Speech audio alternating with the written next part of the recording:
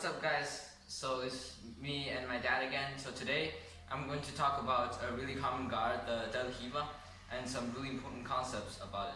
A lot of people use it not because, well, in my opinion, not because they like it, it's because it's really convenient, because when they're just standing up or when they're sitting down like this, you can get it really easily. Just put in the hook and get some, hold the ankle, get the grips, or just hold the collar and sleeve.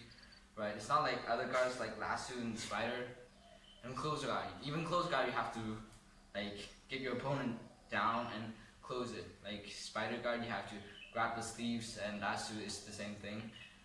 But Del Hiva, you can just put in the hooks and it's pretty easy.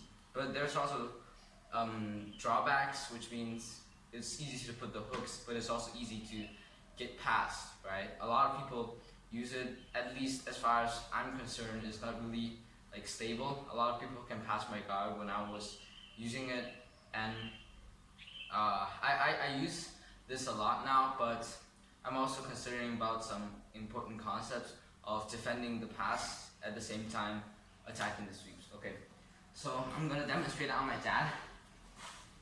So let's just start from the standing Del Hiva, right? So usually it's here. You have a few options. You can hold the pants and hold the collar, or you can grab like collar and sleeve, or you can grab both sleeves. It's kind of hard to grab both sleeves, or you can grab this side, the other side, and you can also hold the ankles, right? Okay, so now I'm just gonna show one collar and one ankle. Okay, so maybe if you're a beginner or even more advanced, what you'll see a lot is you'll see they're going to do the knee cut from this side. So if you do the knee cut from this side, right? So they're going to go like that, right? Okay, so go back. So what they're gonna do is they're going to turn this way. They're going to push down this hook and then pass this way, right? So it's pretty easy for me to get this hook. So when he's standing, when I'm playing guard, I just have to go like that, and then grab here. Doesn't matter. This is Del Hiva, right? It's easy to get this hook, but it's also easy to break it. Like if you just push it down, right? Even if you're really strong, it's still hard to keep it. But like lasso, it's kind of hard to put it in sometimes. You need some time, right? But it's also hard for your opponent to break it. So there are advantages and disadvantages, okay? So this one, the advantage is you can get it anywhere. The disadvantage is kind of hard to control and stay there. So it's not a good place to stall or stay unless you're doing something else, right? Okay, so let's say if I'm in close guard and I'm closing my guard and I believe in my guard and he cannot open it, I can stay there for like the whole match, right? And it's really hard to open. But this one, even if you're really strong, it's still pretty easy to open it and pass your guard. And there's a lot of ways, right? Okay, so the most important concepts about here is breaking the balance. Okay, you just have to remember this: breaking the balance. No matter what you're gonna do, sweeps, submissions, you have to break his balance. Either sweep him forward, sweep him sideways, or sweep him backwards, or sweep him over you. But the thing is, you have to break his balance first. Because if I'm just going like that, if I'm just kicking him and I'm not breaking his balances, his base is really strong. It is impossible to do it, okay? And it's easy for him to pass my guard. A lot of people are just gonna, okay, now I get this guard and I don't know what I'm gonna do next, okay? At least for me, when I just started playing this, I found it pretty easy to get past. Okay, so now, the way I used to break my opponent's balance is, let's say my feet is here, right? And then he pushes down on my feet and then do the knee cut. Yeah, okay. Yeah. So even if sometimes you hurt your feet, sometimes you don't, right? When they're passing this way, right? Okay. So now when they push it down, okay. When they push it down at here, I'm going to kick his leg forward and I'm going to pull him down. You see his hand? You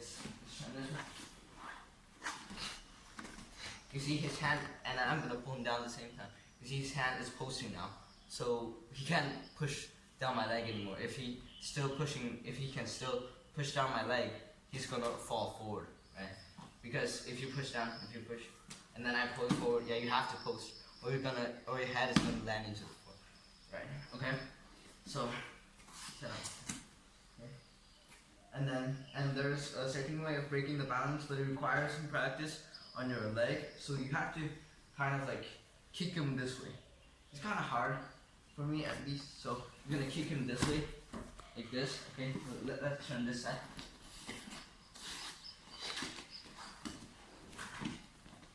So you're gonna pull him and then kick him this way, using this leg to kick like that.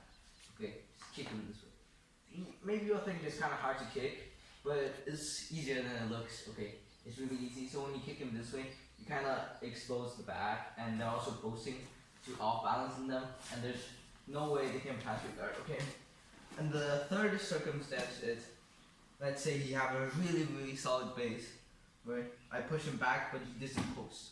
Okay, I push you back, but you don't post. Even if I pull you down, this happens, right? Maybe your coach told you to kick, but a lot of times they don't post.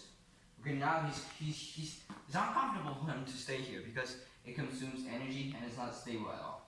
So he's gonna come back, right? He's gonna come back, and then now I kick him forward. Okay, I use this. Okay, now he's not gonna stay there, and there's not a lot of things you can do from here, so he's gonna come back. Okay, this is the thing. Now one more time.